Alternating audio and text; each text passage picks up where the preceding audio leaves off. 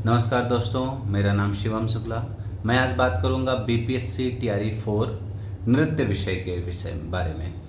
जैसा कि जब शुरुआत में विज्ञापन जारी हुआ तो उसमें था कि डांस की कोई भी सीट नहीं थी, लेकिन छात्रों ने शिक्षा विभाग को सूचित कराया कि टीआरई 2 टीआरई 3 में ये डांस विषय भी था, इस बार क्यों हटा दिया गया। तो उसमें शिक्षा विभाग ने उसको बहुत अच्छे से ही गौर किया और फिर 20 सीटों का विज्ञापन दिया कि 20 सीट निकलेगी इसमें। फिर उसके बाद हुआ कि अभी ये 20 सीट जो है ये भी कम है और अभ्यर्थी बहुत ज़्यादा हैं डांस के।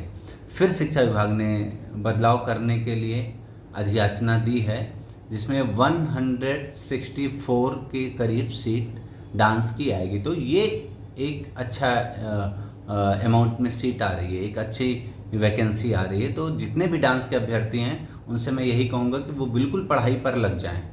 और जैसा कि अभी टीआरई 4 में प्री और मेंस की बात हो रही है, तो आपको अब 2 एग्ज़ाम देने पड़ेंगे, प्री और मेंस।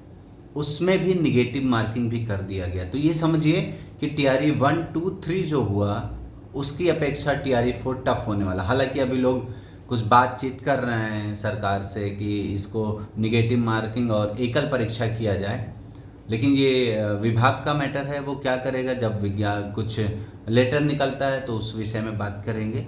लेकिन अभी तक जो है स्टिल टुडे प्री और मेंस की ही बात चल रही है।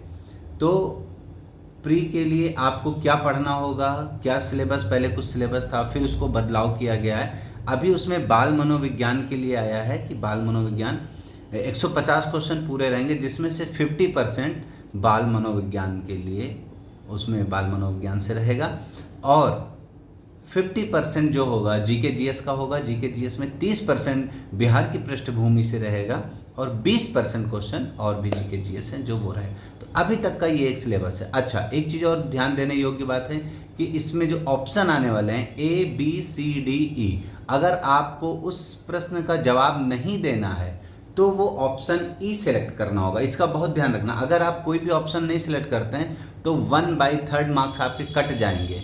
तो आपको हर प्रश्न में ऑप्शन सेलेक्ट करना ही करना है। जैसे आप ई सेलेक्ट करेंगे तो कुछ लोगों का कहना है कि अगर हम ई सेलेक्ट कर रहे हैं तो वो भी तो मेरा आंसर ई नहीं है, मुझे नहीं पता है, लेकिन फिर गलत हो जाएगा तो 1/3 कटेगा। नहीं, आपको आंसर नहीं देना है उस प्रश्न का तो ई सेलेक्ट करना है, उसमें 1/3 का कोई भी मैटर नहीं होगा। हाँ, आप सेलेक्ट नहीं करेंगे तो 1/3 मार्क्स कटेगा उसमें।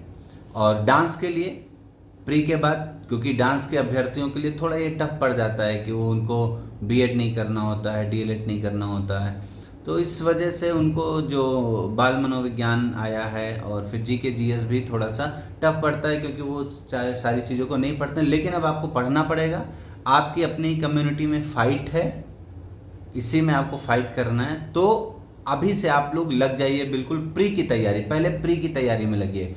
मेंस तो आपको आ रहा है, डांस का सिलेबस आपको पता है, डांस आपको आ रहा है, उसकी थ्योरी आपको आ रही है, लेकिन नया जो जुड़ा है प्री, और वो सिर्फ क्वालिफाइंग है, सिर्फ क्वालिफाइंग है। तो इतना पढ़ लीजिए कि उसको क्वालिफाई कर लीजिए आप, और उसके बाद मेंस की तैयारी आपकी स्वयं हो रखी होगी या फिर आगे भी करनी होगी। थोड़ी बहुत तो तैयारी करनी ही पड़ेगी, अगर आप पढ़े हुए हैं तो भी, नहीं पढ़े हैं तो ज़्यादा तैयारी करनी होगी। तो अगर आपको कुछ और भी चीज़ें पूछनी हैं डांस के विषय से, आपको लगता है कि कुछ मैं एक सिलेबस बना के दूँ आपको या फिर एक क्रम से मैं तैयारी कराऊँ आपकी, तो वो वीडियो के कमेंट सेक्शन में आप बताइए कि आपकी क्या क्वेरी है और मैं नेक्स्ट वीडियो उस पर बनाऊँगा। लग जाइए। All the best.